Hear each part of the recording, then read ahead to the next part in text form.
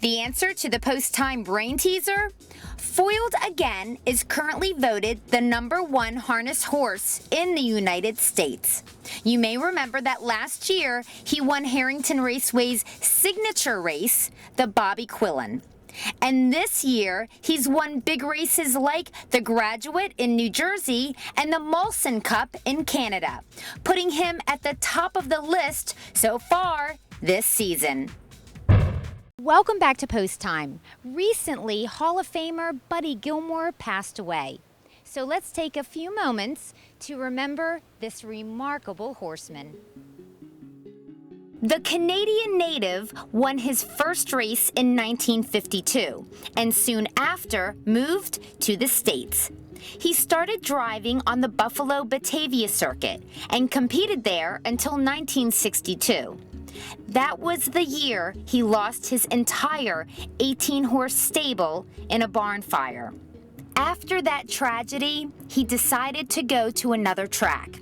So he set up shop at Yonkers and Roosevelt.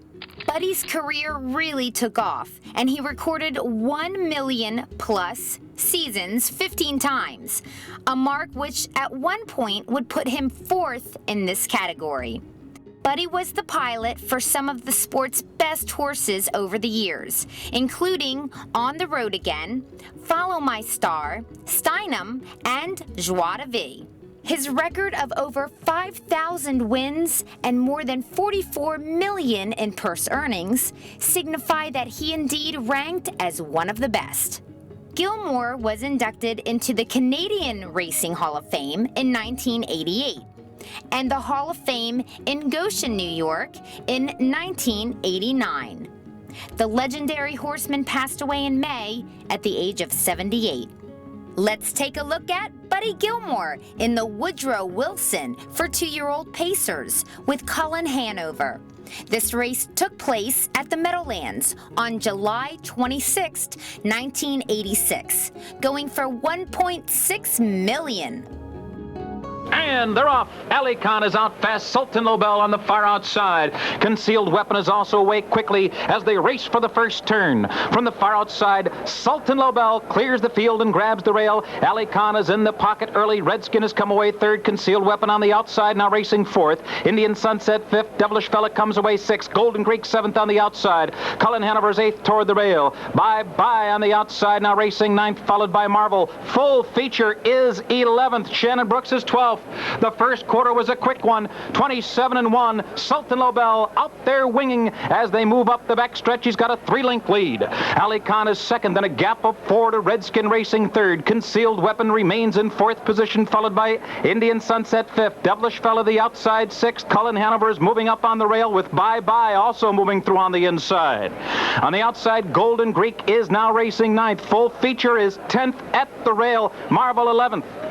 The trailer is Shannon Brooks, the half, in 56-3. The field moves into the final turn. Sultan Lobel moving at a good clip. Now he's grinding it out on the front end. Ali Khan has had the pocket trip. On the outside, Redskin is now racing third. Cullin Hanover has moved up in the pack, and he's now within 3 lengths of the lead at the inside. On the outside, Concealed Weapon is racing in fifth position. Bye-Bye is now sixth toward the rail. Indian Sunset is now moving 3 wide from 7th. Then farther back, Devilish Fella. He's 8 lengths off the lead. Sultan Lobel is still in front, 3/4 in 1:26 flat. Sultan Lobel is still the leader. Mickey McNichol now working hard on him, and here comes Cullin Hanover on the outside. Buddy Gilmore now puts him in gear and on the lead now in the final 16th. It is Cullin Hanover. He's drawing away to a 3-length lead. Ali Khan is racing second, but here's Buddy Gilmore, and here's Cullin Hanover to win the Woodrow Wilson. Statistician from the Meadowlands, Bob Hollywood Hayden, says that this is the best drive ever by anyone in a $1 million race.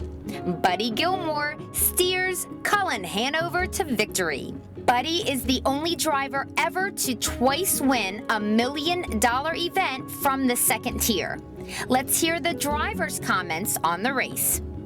Unbelievable. Like, race went altogether different than what I expected, but that's the way racing luck is, and I just had the luck. I gambled up the backstretch. I went up the inside, and I dropped back out of the second tier in the first turn, and that's what won the race. I had lots of horse, because I didn't have to use him any, but that wasn't the way I planned it when I started out, but that's the way racing goes. You got to change your mind after they holler go.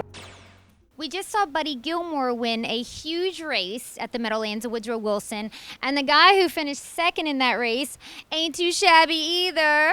Happened to be my stepdad, Jim King Jr. Okay, now, how well do you remember the horse? Do you remember his name? Do you remember the race? Yeah, the horse's name was Ali Khan, and of course I remember the race. It was probably the most memorable race I've ever been in, simply because we raced for so much money. It's such a prestigious race.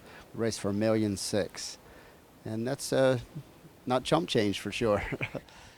Now, how well do you remember the weekend? Do you remember that your biggest fan happened to change her plans to be there to watch you? Well, my biggest fan, her sister was going to Blue Bonnets. Yeah, I know she was going up somewhere in Canada. My sister, by the way, Susan Looney, she was a lady driver, and they had this big tournament up in Canada. And I know Susan and Mommy were going up to Canada. And Heather elected to stay with me and support me, and we went up and had a real good time and a nice dinner afterwards.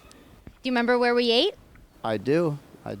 We stopped at a Chinese place on the way home that we had been to many times, and was very good. Do you remember what I did the whole way home? Uh-oh. I added up that 5%. I can't tell you. I didn't have a calculator, but I had my little fingers going to figure out what 5% of half of 1.6 million was.